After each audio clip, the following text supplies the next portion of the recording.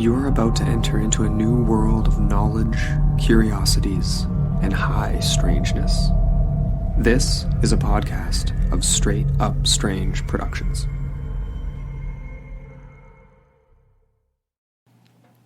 This episode is brought to you by our Patreon supporters. Become a patron today at patreon.com/intotheportal.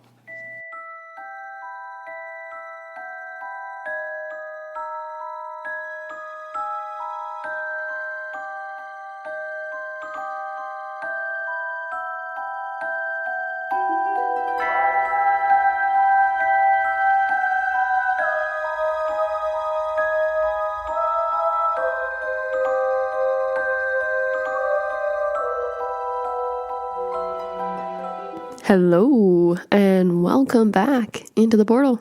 I'm Amber A. And I'm Andrew McKay.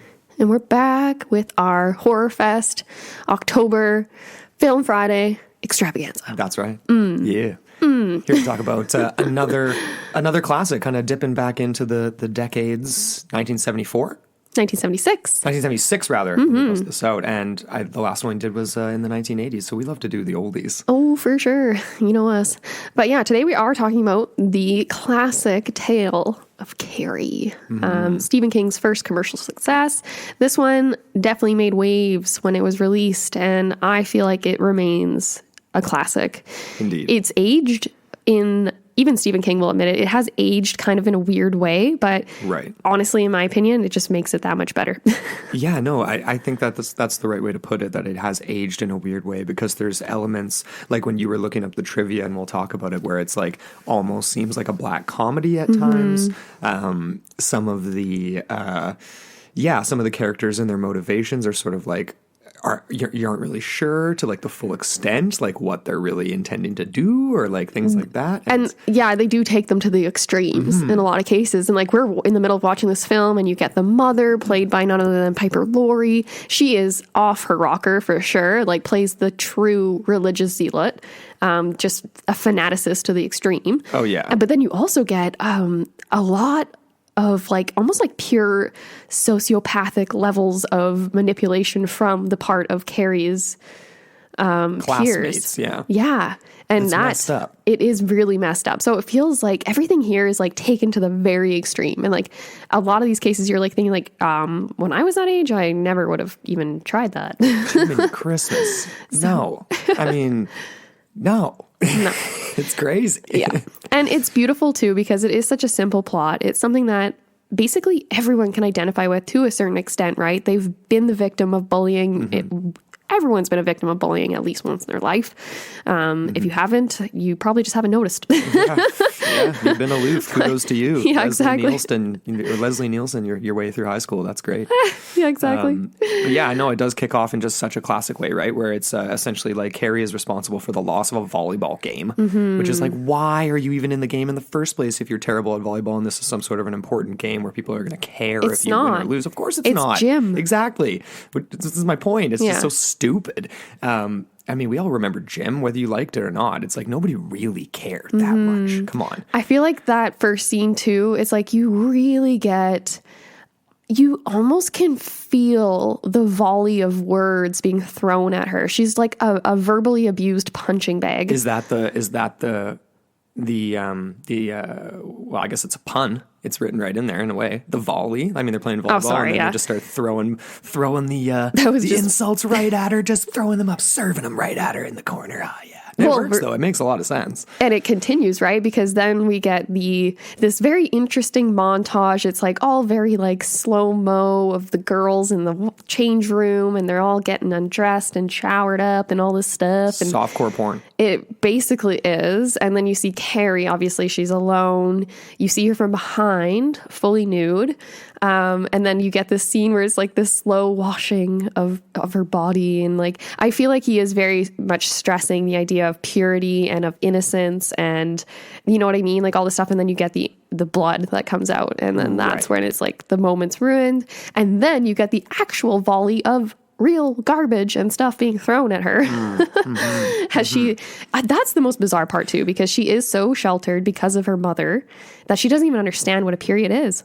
No, exactly. And she goes home and she's all upset. She's like, you should have told me, Mama. That scene right there to me was like essentially the 21st century version of stoning the witch, right? And then her mother does refer to her as that later on when the telekinetic powers become apparent. And in that sense, I guess like she sort of is one in a modern day sense, but not in a negative way, but just obviously has these special capabilities. Very much so. And bursts the light in that first scene too. Exactly. They do a very beautiful job of the interplay of sin and purity. A lot of the imagery, the colors, the soap is very, very much symbolic of that cleansing. You know what I mean? And you do get so much red in this movie. Tons. In the lighting, and then also the white, that right? That is the theme of absolutely, yeah. And that first scene too reminded me, and I can't remember the name of the movie, you would, the one we watched in our horror studies class, the juxtaposition of like the monstrous and the feminine. The idea of like, her mom was really on that one side of it, right? Being like, we have to pray for your sins, and like getting your period is a sin, and now you're basically, you're hoop now. And then the other side of it is Carrie, in a non-religious context, just having these supernatural abilities. She's not a witch. She's a woman. And I love this first scene because you get the transformation right away. Something has happened to Carrie. She doesn't quite comprehend it. But again, you're totally right. Like Barbara Creed was her name, and she had this theory, and she wrote a book called The Monstrous Feminine. And in it, she does do a critique and the interplays of monstrosity and femininity, and how those amount to scenes of horror in a lot of pop culture references and movies and film. And Ginger Snaps was the movie I was thinking. Oh, Ginger Snaps! Right, where they play on these same themes as Carrie. Yeah, I forgot about that movie. That'd be a great one to do. It would be a good one to do. Oh, it's so good. Yeah. Oh, yeah. Oh, you got my inspiration going here. But anyways, so let's just tie up this scene, because Miss Eleanor is a very important figure in this movie too. She plays the gym teacher who essentially comes to Carrie's aid in the shower, and she's the one that does kind of move the plot to the next level as far as the girls' hatred of Carrie, because she does punish them so severely after the fact. And and then you get the whole thing with Chris and Sue, who are the two most popular girls in school. Essentially, one swears to get revenge on Carrie. The other one, you're not sure if she's trying to help her or trying to just create more moments of embarrassment. Yeah. You know what I mean? Confusing a little bit. Yeah. The one and sorry, the second one, the latter, the one that we were sort of confused about. Sue. You just showed me an interesting clip. She auditioned for Star Wars. Is that right? That's very true. Yeah, that's so cool. I included that in some of the trivia, but no, they did. I just oh man, that's just so interesting. But like I had no idea what her motivations were at the beginning, because I'd watched this movie, but I straight up forgot. She very much, her facial expressions. She's a beautiful lady, like very beautiful girl in this movie, and she. You don't know. She has that opaqueness to her character. And even in The Office, right, when Miss Eleanor sits her and, what's his name? Bobby? No, it's not Bobby. It's Tommy. Yeah. And he's squirming around in the chair, and that makes you lean to the side of, like, obviously she's plotting something. Exactly. But she won't confess. And she's like, we're trying to help her, but she doesn't actually have a reason how she's helping her or why. You know what I mean? So it's all just like, But then Tommy does end up pursuing Carrie again, even though Miss Eleanor is like, don't. And it's a free country, I guess. He can do what he wants. But yeah, that was interesting. Hey, how he goes to her house in order to almost use the leverage of the fact that he's at her house to make her just say yes as quickly as possible so that she will go with him. Yeah.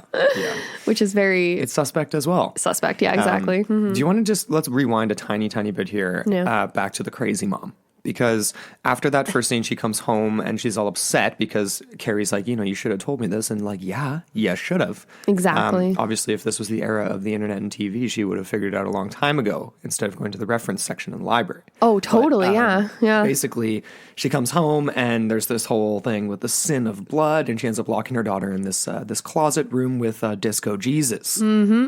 I'm calling it Disco Jesus because it literally had like these painted eyes on it that were like bulging out of its head that looked like googly eyes from the dollar store. He's always watching. I think that's what it's supposed to symbolize. Watching with a couple of lazy eyes after a real night of partying at the disco. Well, I don't know. But anyway, Disco Jesus in the closet. And that was a scene I forgot as well. Christ is always watching. And it's funny too, because she comes in. Lock your she comes into her house and she's all like, Mama, Mama. And like, even before that, right, before she even heads home and she's sitting outside the principal's office and Miss Eleanor is talking to the principal and is like, I kind of understand why those girls were so jeering and so merciless, because it's just her period. And why, like, it's all her mother's fault, obviously, because she is the way she is, a crazy religious zealot, like I said. Yeah. But I love this because when she gets back to the house, she's like, her mom's like, "You're a woman now," and instantly slaps her in the face with the Bible. Classy gal. As if being a woman is a sin. Yeah. And then she starts to make Carrie chant, "Eve was weak. Eve was weak. The sin of the blood." There's all these phraseologies that she just throws around. And then literally drags her by the hair into the closet. Like, this is just pure child torturement. Like, it's abuse. Like, I don't understand how she even has a hold of her daughter still. But this is a weird thing that came about in the end. And, like, I didn't, like, dive into a whole bunch of research about it to, like, talk about in this episode per se. But, like, I don't want to skip already to the end of the movie because obviously, like, I'll get back to this because I think there was something going on with the mom, like, more than meets the eye. More than her just being crazy. Do you think she was in tune with the devil? I think something like that, or either that she had some serious psychological trauma of some kind, right? Well, like she did. She was like from her husband obviously running away. We get that story a little later on where Carrie makes the reference like, "He ran away with a woman." He didn't like get taken away by the devil. He pieced the scene because you're a crazy bitch. Yeah. And she does get into that in the end, right? Because I think her mom is just paralyzed and living with the guilt of her own perceived sins, her premarital sex, and how that has essentially blossomed into the devil incarnate, which is Carrie in her eyes, right? Because that is the physical representation of her sin. Don't blame yourself. I mean, I suppose she does, but then it's like, oh God, just the worst. Just the worst. Yeah. Anyway. One of my favorite scenes is when Carrie is in the library and she's confused, right? Because she's starting to notice that she can move objects and that she's doing it with her mind. Mm-hmm. And she goes to the library and she looks up this book. It's called The Science of Miracles. And she starts to read about telekinesis, which obviously is a central theme of this movie or the story. The idea that she can move or force objects with the sheer ability of her mind, which she realizes then that she's not the only one. She's not a freak, and that she is naturalizing herself. And she does that throughout the whole movie. Carrie, it's a very smooth transition from her being this really innocent, childlike, whimpering whatever, like wants to be held by her mother, which she still does in the end. But she just takes hold, right? And when her mom references when she's going out to the prom, she's like, "Everyone will see your dirty pillows." And it's like, no, those are breasts. And she says it like so matter-of-factly to her and without an ounce of shame. And to me, that speaks volumes, like as to her level of maturity. What a line. Yeah, no, absolutely. I agree. But I mean, like the juxtaposition, I mean, I mean, I can't even believe that was a line in the movie. You know what I mean? Like, no wonder you made the comment about how this actress kind of felt like it was a hard role for her because she ended up laughing a lot because it was like the line. Because her character was ridiculous. And even when she says the line right after, "Everyone will see your dirty pillows," and then, "Take off that dress, we'll burn it together and pray for forgiveness." Like throwing it out there as a legitimate suggestion. Yeah. Alternate suggestion. Prom? Or we can have the dress burning and pray for forgiveness. Like, maybe I can convince her. We're kind of getting ahead of ourselves, though, too, because there's a pretty important scene right before this. Yeah. And it's when they're having supper. And Carrie has been asked to the dance by Tommy. She's going to go. She's already said yes. And she's sitting across from her mother.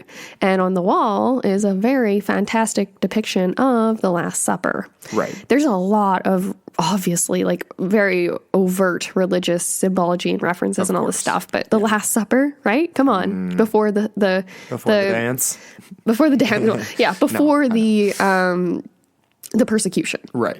And I love this too because this is the scene where Carrie confronts her mother and reveals her powers to her, and that's when her mother starts to lose it even more. And Carrie ends up leaving the house after throwing her mother onto the bed repeatedly using her mind and says, "Stay there and I will be back early." Right. And so she goes to the dance. Meanwhile, her mom's just losing it. I love that scene where she's like chopping the carrot Yeah. and she just like chops a quarter of it, chops another half of it off, and then the carrot falls off and she's just chopping the wood. Feel like it's going to take you a while to make that stew at this rate. Very much so. Yeah. I don't know if that's what she's going for. I don't think so. Yeah. Anyway. Do you want to get into the dance? Yeah, sure. Let's get into the dance. Okay. Kind of a hard scene to watch. I mean, especially, it kind of reminded me at times of like a Cloverfield. There was a ton of spinning. There was like a 45-second rotating camera sequence there that I literally had to turn my head away because I was starting to get dizzy. Actually, yeah. At one point at the dance. Oh, and yeah, it's very hard to watch. That they actually did that by placing the two actors on a platform that was spinning in one direction, and then the camera was going in the other direction. makes So it was sense. very much exaggerated. Yeah. Yeah, this is a very interesting scene too, because that's when they finally get up to dance. Before then, Carrie is too Right. afraid. Well, and I feel like that, and that spinning sequence is kind of meant to represent, in my mind, the idea that this experience is very much like a dream sequence for Carrie. Oh, yeah. This is and she makes some comments throughout the night like, oh, it feels like I'm on Mars or something like that. Like it is completely and abjectly foreign. Like you have no idea what this is. Exactly. Yeah, it's totally bewildering. Which to is her. absolutely like devastatingly sad when you think about it, right? Yep. Like this movie is extremely sad. It really is. And It's just glossed over with John Travolta being John Travolta in his first role, and like death and destruction and a lot of blood. a lot of blood. A lot of blood. Oh, we should get into that scene. How disturbing is that for a group of high school kids to break into a pig farm and not steal the blood of already dead pigs? You're just going to go ahead and massacre a pig. Like to me, that is way more messed up than even like breaking into a hospital and stealing like bags of donated blood, which is also extremely messed up. It is. But like, I mean, to go in and be like, we need some blood, but we don't have any. Let's massacre. It's like, great idea, guys. That sounds easy. And it's And all the clean. idea of Chris. Chris is the Psycho. main psycho, yeah, for sure. It's all her idea. She's the one that basically manipulates Travolta in the car, right? She's like, all like, oh my God, we're not doing anything. We're not fooling around. But wait a second.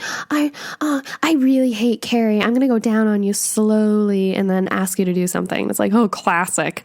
Classic. Classy gal. Very much. Yeah, no, super manipulative and just absolutely insane. And I think it was not necessarily Carrie per se, but her friends not going with her that really turned it. Right? It was more so like because when they're all doing the jumping jacks and she's like, guys, like, nah, nah, and they're like, shut the hell up. Yeah. Sue says that specifically. Yeah. And then Sue is the one that basically turns around and actually tries to help Carrie, Exactly. supposedly. And almost makes it. Almost does. Almost made it. And you even right up to the moment where she's like, she's at her home and she's like, oh, what time is it? And they're eating dinner all together. And she like gets up to leave and you're like, oh shoot. What kind of plan does she have? You know what I mean? And then she's literally just waiting, just wants to see them get crowned, which is interesting. Yeah. It's Very selfless, there's not, well, yeah, right? no, Your it senior is. prom, you're going to give up your chance to be prom queen? Right. But like, yeah, I mean, it's just, it's high school. And I think like that character kind of knew it. And so did Tommy. I mean, he's making comments when he's running. He's like, oh, I just got accepted to whatever. I made some tournament or whatever for track and field or whatever. Like they didn't seemingly care, obviously. But Care about what, you mean? about the prom. Oh, I see. The Yeah. others really did. True. Right? And, Yeah. and they were kind of just like, but that's just it. I didn't see that until literally like the scene at the gym, because when she she leaves her family dinner and goes up, and then she sees the bucket, and there's that whole scene with the gym teacher catching her glance and being like, obviously you're involved in this somehow, whatever's about to happen. Mm-hmm. And she definitely messes up because she gets hauled away, and she probably could have saved the situation if she didn't do that. The gym teacher. Oh, exactly. Yeah, the gym teacher plays a really big role in this. I like how it was like very minimal characters. It wasn't a super complicated plot, but it worked. Everything worked together. Yeah. And the fact, oh, sorry. I'm still all phlegmed up if you guys can't tell. But anyways, yeah, so at the dance, and then you get that moment. That is such a long moment where she's on the stage and accepting. You know, she's got the flowers, she's got everything, looks gorgeous. And they really wanted to draw that out, I think. Oh, God. As the final moment. It's all slow-mo and the massive smile, and she's illuminated like an angel with the white dress. And then, of course, that is just all of a sudden cut short and contrasted with the blood red. Right? The blood. And at first, it didn't even look like she was that covered, hey? But I think the special effects people went in and just like covered her after that initial scene. Yeah. Because she's just draped in blood, like just So soaked good. in it. And then the bucket ends up dropping and falling on Tommy. And like knocks him out. Yeah. So you realize that he is an innocent victim too, because up until then, we both thought that he was complicit in the plot and that he was like another sociopath that's like, you know, taking her for a long ride the whole night. You're with her and you're smiling that cheesy smile, and then you finally realize like, okay, he didn't actually know what was going on. It was just Travolta and Chris that were the main villains. Yeah, that was very unfortunate though. And then this whole scene with the hoses and then the fire, and like I get it, it's an electrical fire, like that's definitely different, but I was kind of confused at first. I was like, I didn't quite remember the hoses. Me neither. And I was like, wait a second, I thought she lights this whole building on fire, but let's just wait for it, there it is. She locks him inside. That's the scene that gets me, right? She walks out with her hands like kind of straight out a little to the side at sort of like a 45-ish degree. And, it's beautiful. And then the door slams and then the flames just rise up. The ghostly figure descending down the stairs into the black of the night, and you just see her illuminated from behind in all the fire, and it's just, it's gorgeous. I love that moment. Absolutely. But then we get into the climax with her mother. Right. Yeah. So of course she comes home. I mean, do you want to touch on anything else like telekinetically from the prom or that at all? Or are you just you ready to get right into the I guess so, right? I mean, obviously she was controlling all those hoses and just aiming them at people and spraying them out of the way, and it was like the full fire hose blast of water, like super powerful. Let me say, there was a moment when, because obviously she slammed the doors, and then there was a moment where you see a shot from outside, and there's like the kids are trying to get out, right? And there's two high school kids, and they're both trying to get out at the same time, but the doors are open wide enough for one of them to get through. Right. So it's like, you guys, like, idiots. You just go one at a time. Sheer panic just doesn't. It was pretty. I think that's the best part about that scene too. The idea of it just being like, put yourself in that situation. Yeah. And the idea of sheer panic, it's very much like the final scene of Inglourious Bastards. You're trapped, just like rats. Just like rats. Stuck. Yeah, you know you're not getting out. And the scene with Miss Eleanor getting like chopped in half by some crazy decor from above. Yeah, it's like, that was pretty. I kind of felt bad for her because she really did want the best for Carrie. And she was the one that prompted her to go and was inspiring her and be like, oh, we'll just give your hair a little curl and we'll put some lipstick on you and la la la. And it'll be great. But no, not so great. Not so great at all. Was that scene justified to you? Like the killing of Eleanor? Just in general, what happened to Carrie leading up to that, and then what happened in the scene? Like, would you give her a free pass, or do you think she deserves to be punished? You know what I mean? Like, if you were Mrs. Eleanor specifically? No, Carrie. Oh, I'm talking Carrie, because that's some serious homicide right there. You know what I'm saying? Because she's the victim the entire time you're rooting for her. You're like, screw all these people. I want to see them burn. It's great. Yeah. But of course, all actions come with consequences, and she never escapes. She's definitely, like in the very end, she never makes it out either, and that's her punishment, I think. And I don't think she was ever supposed to survive. Right. Even the simple fact that her mother never told her that she is going to become a woman and have her period means that her mother never wanted her to grow up, which means that she was going to sacrifice her eventually. So thank God Carrie got her vengeance, because if she hadn't, and you know what I mean? But then, then it wouldn't have been satisfying at all. Yeah, you're right. Yeah. But all that leading up to this, I suppose I'm saying, it makes me feel as if there's other forces at work, right? Yeah, and you can argue that too in the very end scene of the movie with the destruction of the house. Yeah. Which then begs the question. It's like, where did she get these powers? Was she born with them? Was she given them? Is she being manipulated through something? Did the devil give them to her? Well, let's get to that then. So she comes home. She comes home, and this is a really creepy scene because she's still in that sort of like very poised, kind of like stiff posture. She looks like an apparition of sorts, all covered in blood. And you see just this ominous glow emanating from all the windows of the house. She enters to find literally like the entire place just littered with candles everywhere, which is not very smart, but especially with someone with telekinetic abilities, but okay. And I honestly, when I remembered seeing this scene years and years ago, I thought her mother attacked her right as soon as she walked in the door. That's what I remembered too. But she actually has the chance to bathe. So we get this other moment of purification. Right. And the creepy little glimpse of her mom like hiding behind the door as she walks so in. It's freaky. Just like, God, lady. The Get worst. it together. And you know what's interesting too? So Carrie ends up ascending the stairs, going into her private bathroom, and yeah, the mother is standing behind the door, and Carrie doesn't see her supposedly, but there's a dummy, a mannequin standing in front of her mother. But then when Carrie exits the washroom after she's done bathing, the mannequin's gone. Weird. And her mother is seemingly gone, but she's actually just more hidden behind the Interesting. door. I didn't really even notice that. I just noticed the mom. I know. And the other thing too that I didn't quite remember was Carrie not escaping. I honestly thought that she did survive. And as soon as she gets stabbed by her mom, I was like, wait a second. I thought she prevented the stabbing, and her mother ends up stabbing herself, but no. Right. Her mother just ends up getting impaled by multiple kitchen instruments and strung up like Jesus. Yeah. Another religious symbolic moment. Yes. Oh, another one I missed too is when Carrie first walked into the house and she's like kind of like looking for her mother. She goes through every room. She goes into the dining room. And that's when you see the Last Supper has been ripped off the wall. Right. It's just like hanging in tatters. So that's very symbolic too. Her mother has definitely come to this climactic moment of realization where she's like, oh, there's George. Oh, there's Georgie down Hi, in the buddy. corner there. Hey, pal, making noise. Thanks, buddy.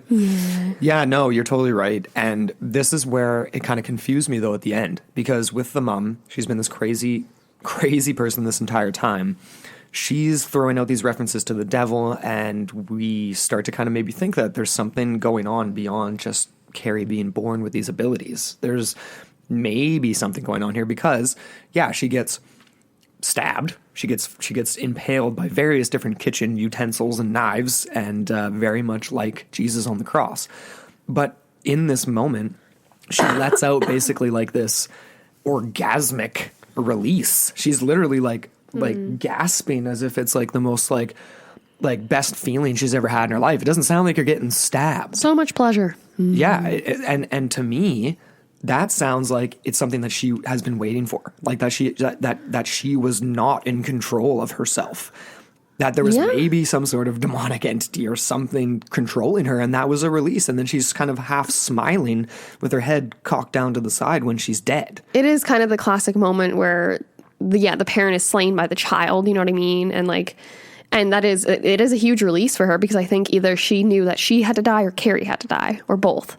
Or is the smiling and the happiness not that of the mom feeling a release, but of whatever that is, not her mom, happy with the result of the child finally finishing the job, right? Almost like a rite of passage.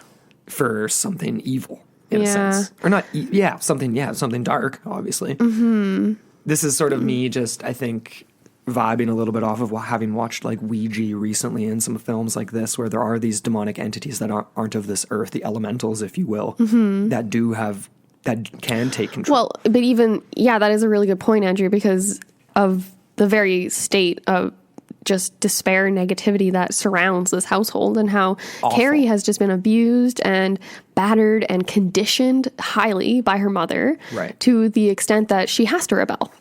And religion is supposed to be a form of salvation, not something that's the source of the oppression, right? And that's what it is in this house. Well, I mean, like in an individual's life. True. Right? Yeah. Like, I'm not talking about a mass, not talking about the church oppressing or whatever, right? I'm talking about an individual who decides to believe in something. It's typically for self-betterment. Like, maybe you're still acknowledging your sins, and that's a negative thing. Whatever. You can, I'm not going to Or working past them. But you know what I'm saying. Yeah. It's like typically the household, even if you are a massive, massive, like crazy pious person, isn't going to go this way. True. And it's funny because even like Mrs. White, when she goes over to Sue Snell, like the popular girl's house, and talks to her mother, and this is the very beginning of the movie, when she's like, I hope you find Jesus, because the mom just wants to give her a little donation and get her out the door kind of thing. And she's just like, I see how it is. And it's like, okay, well, yep, be on your merry way there, lady. Let me live my life in peace. Yes, we're getting down to the end of it, hey, because we get this, the final scene. Carrie removes her mother from her cross-like stance in the doorway, and then you get this eruption in the house. It basically starts to kind of cave in on itself, and there's holes being smashed in the ceiling and all sorts of craziness. And then Carrie, she ends up getting knocked out in the end, and you just see Disco Jesus's eyes just burning in the flames, and he's just like wide-eyed watching it all. Maybe it was Disco Jesus. We're getting into a poltergeist episode coming up, so maybe there was a poltergeist this whole time. That honestly does kind of sound like that type of thing. It's a very similar ending to Poltergeist in the 1980s, where the house essentially implodes in on itself, except this time without a cemetery beneath it. Sorry to ruin that, everyone. It's been out for a long time. It becomes a cemetery in a sense, if you think about it. At the very end, absolutely. Carrie and her mom are both cremated in the flames. Right. Yeah. But it's like, why does that happen? That sort of proves what we've been talking about this whole time, that unless you want to go along the lines of thought that this was just the manifestation of all of her telekinetic powers at once. She's in this massive state of like hysteria and just like sorrow and whatever. Like, her mom's dead. She's freaking out. She just had this incident at the prom. She doesn't even know what the hell is going on. And all of that energy causes the house to implode. That makes sense. But then it's like, that's also very specific too. It's like, she would have to be, wouldn't you figure that out halfway through that happening and be like, wait a second, I should just like take a deep breath and stop pulling the roof in on myself here. I don't think she really has that much control. Well, she had control over the car that was about to mow her down when John Travolta and what's her face was coming at her, and she looked back and was just like, what's up? And Scooty Puff Jr. did But it out your of the mom way. just stabbed you, and you just killed your mom. Well, I don't think you're in a state where you can control your emotions. She seemed, leading up to all this, I'm not saying emotions, I'm saying powers. And she clearly her had powers control. are connected to her emotions. But she clearly had control over them at the prom. Was she not in a state of anxiety there? She closed all the She doors. was in a state of fury. Controlling focused the fire hoses. fury. Did you not like the expression on her face versus the expression when she's dealing with her mother, right? Like, I get what you're saying. I'm just saying it's a bit of a leap to fully, I don't even know. Like, I guess it makes sense. Let's roll with that. She collapsed the house in on herself in a state of abject hysteria, without understanding what she was doing. Yeah, I don't know. Sure. Yes. The only other alternative would be, that there's other forces at work here. Whether you want to ascribe the term devil to it and have the religious connotation or whatever. I think, honestly, the devil is more of a side note. It's the perception on the part of her mother of something, a power that she can't understand. Yeah, of course. And I don't think it's even remotely connected to religion. I think it's literally a girl, and she is transforming, right? She's coming into her womanhood, and she's also having these powers kind of whether coalesce. Any supernatural force is connected to religion is just based on your opinion and context in any instance. But I mean, clearly I don't even know. To me, there's something else going on here, and that's why her mom is so messed up. Andrew thinks there's something else. I think it's very interesting. Side, eh? I don't know. Where else do you want to take this conversation? I want to get to the end of the movie. Because I think this is a really interesting scene, right? Because you get Sue. Sue is the only survivor, miraculously, because she's in the gym, but she's tossed out right before Carrie decides that she's going to close the doors. Lock the doors. But she survives to see the light of morning, wakes up very angelic-like, in her bed, in her pillow. And her mom is, on the phone in the next room. It rings, and she's like, I couldn't take another reporter. Like, I didn't let her go to the funerals, and la la la. And then you see this image of Sue, very angelic-like, in a long dress, carrying flowers to Carrie's grave. She passes by all of the other graves and goes right to the foundation of what was once Carrie's house.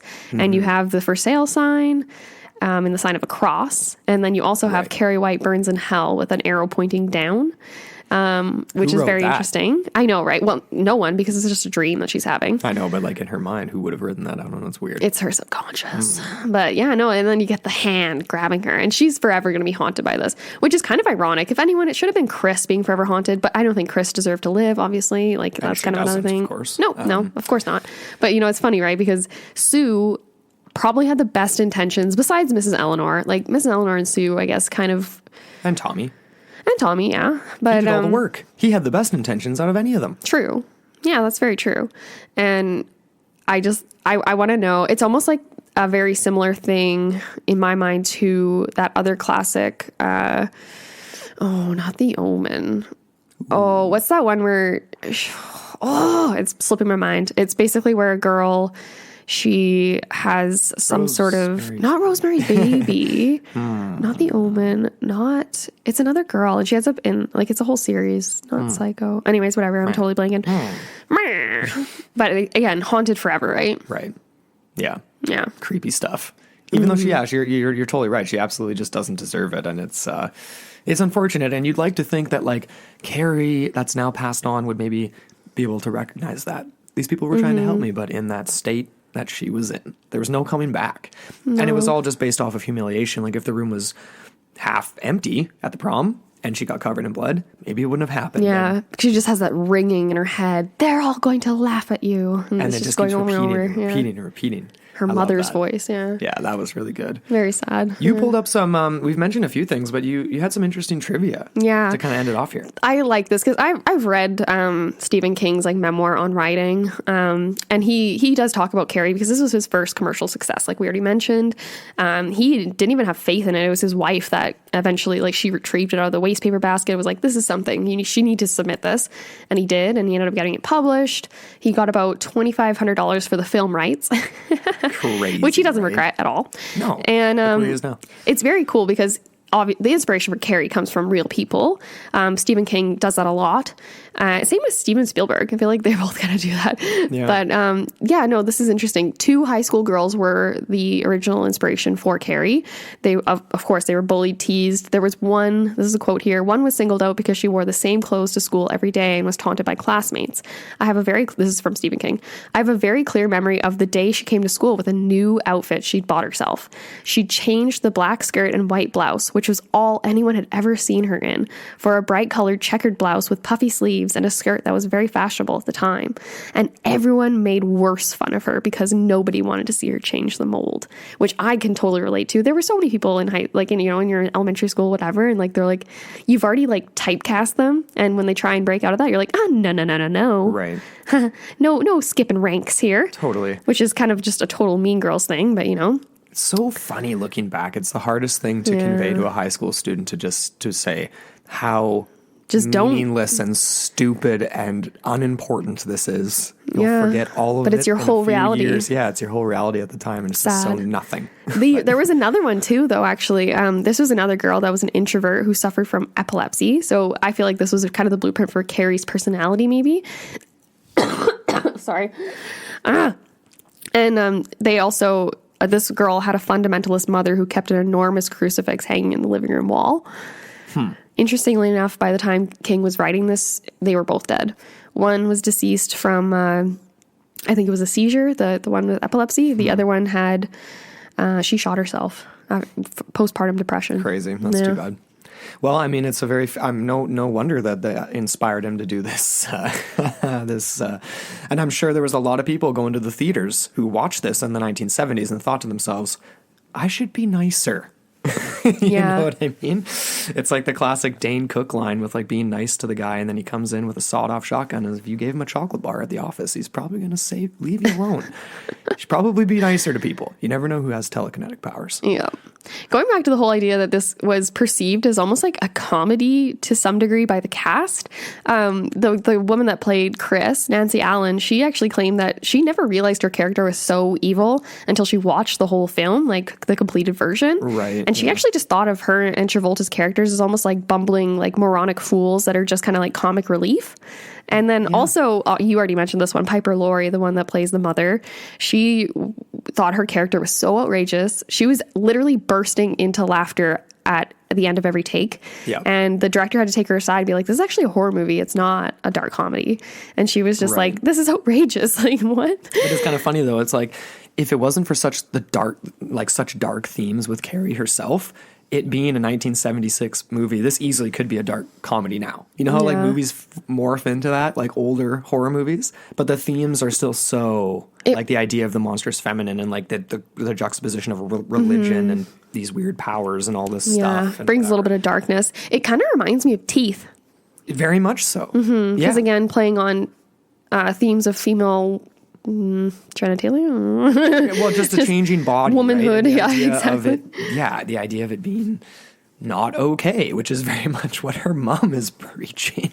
Yeah. And it's just obviously another form of like male control throughout history, which then this mom, and very much like the mom in The Witch, very similar, obviously way, way, way older in history, so it makes a little bit more sense for that mom to be a little crazier. Go back and listen to that Film Friday. I think it was our first ever Film Friday, The Witch. I think so. But Yeah. And Yeah. it's so weird seeing that mom play different roles now in other movies we've watched. I'm like, yeah. what the heck? Well, I It's mean, you. in Game of Thrones. Yeah, in Totally Game of did, Thrones. yeah. Yeah. Doesn't last very long. Spoiler alert. But anyway, and the other thing was like Travolta, baby. Yeah. Good old Travolta. And we were looking at him being like, man, was this before Grease? He looks young, like really young. And of course, sure enough, it's his first big movie. So funny. Yeah. He's such a goof in that one, Oh too. man, he plays just you know what? Him compared to Chris kind of is just that country bumpkin. He's got that accent. He makes the comment to her in the car, being like, "Why? I know why you like me, like, because I'm a moron, basically, right? Like, I'm just the idiot with the nice car, like the dumb jock, basically, or Yeah. whatever." He kind of did play that role where she was just like straight crazy. Anyway, any final thoughts on this movie? I absolutely loved it. I enjoyed it a lot. It was a great little ride. I haven't seen the other one that came out, the remake. Maybe we should watch that one. I think we should. Probably a lot darker. I always love the wonder. originals though too. Yeah, Sissy Spacek is just beautiful to watch. Yeah. Like, I'm really glad that she got the role because initially there was someone else cast for it. And the only reason she ever got an audition was because her husband, I think his name was Bob Fisk or something like that. He was the art director of the film. And he was promised that she could audition, even though they already had a cast member picked out for that Right. role. And then she actually went in wearing a really old gown that she hadn't worn in years from her high school days, I think. And she slicked her hair back with Vaseline and went and did the audition. And then after the audition, she was waiting in the car and her husband came out to her, told her she had the part, and they got in the car and ripped away before anyone could change their minds. That's hilarious. And that's how she got the role. Wow. But yeah, you did mention this. They were doing simultaneous castings for Star Wars at the same time as this movie. Yeah. Several, like, what's her name? Irving, the one that plays Sue Snell. She was actually considered for Princess Leia. Yep. And Tommy too. His whatever his actual name is, Cat. He was also considered for a role as well. They all auditioned, and same with Russell Kurt. Kurt Russell. Or sorry, Kurt Russell. Kurt Russell. That's so funny because I had no idea. Yeah. You know, it's funny. The guy who plays Tommy, he actually would have made a great Luke Skywalker. He looks a would've. lot like Luke. Yeah. In those early films. I right? think, yeah. And I think he he's, would have made it he's fine. more handsome too than Mark A little Hamill. bit. I think that's maybe why they went with Hamill, though. He had that weird look. True. I don't know. Lucky guy. If it wasn't Yeah. for that role, he probably wouldn't have done a whole lot. I wonder. But anyway, But, that is yeah. Carrie. That's Carrie for you guys. We want to know what you think. So obviously get at us at into the portal mailbox at gmail.com or just hit us up on the forum.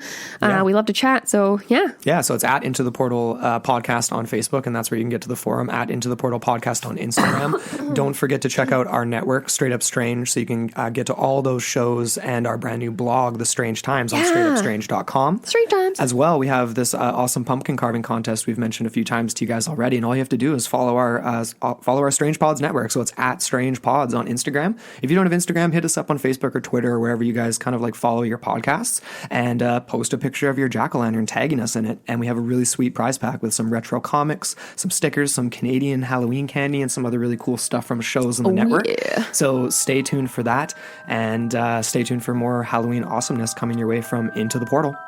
Your gateway to the bizarre.